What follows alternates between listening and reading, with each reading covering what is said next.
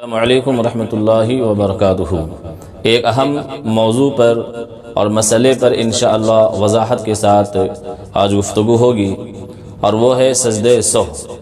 سجدہ سہو کسے کہتے ہیں اور سجدہ سہو کب کیا جاتا ہے اور سجدہ سہو کا طریقہ کیا ہے، اس کو آپ اچھی طریقے سے سمجھ لیں۔ بہت سارے نمازی حضرات جو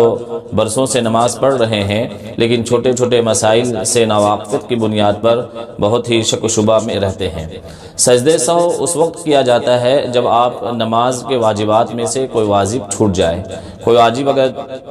بھول چوک سے چھوٹ جائے تو اخیر میں آپ سجدہ سہو کر لیں گے تو آپ کی نماز درست ہو جائے گی، نماز ہو جائے گی۔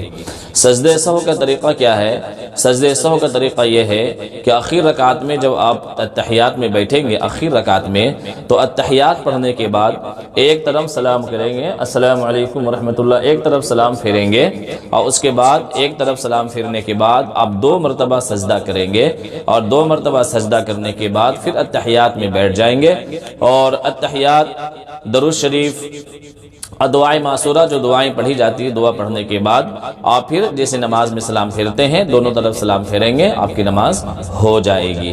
اگر خدا نخواستہ کسی کو اوپر سجدہ سہو واجب تھا، وہ سجدہ سہو بھول گیا، دونوں طرف سلام پھیر دیا، پھر اس کو یاد آیا کہ سجدہ سہو نہیں کیے ہیں تو وہ پھر سجدہ سہو کر لے تو اس کی نماز ہو جائے گی۔ اگر کوئی آدمی نماز میں ایک رکعت میں جیسے 2 رکوع کرنا ہے، یا ایک رکعت میں جیسے ایک رکوع کرنا ہے، کوئی بھول سے 2 رکوع کر دیا یا 3 رکوع کر لیا، ایک رکعت میں 2 سجدے کرنے ہیں، کوئی آدمی بھول سے 3 سجدے کر لیا،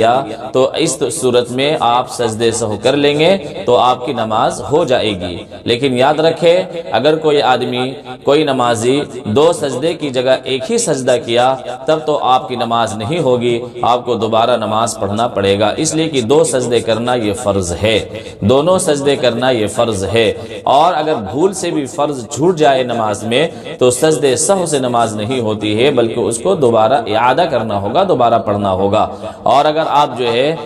واجب چھوٹ جائے تو پھر سجدے سہو کریں گے، اور واجبات کا بیان انشاءاللہ ایک ایک کر کے آپ کو بیان کیا جائے گا۔ اللہ تعالی سمجھنے کی توفیق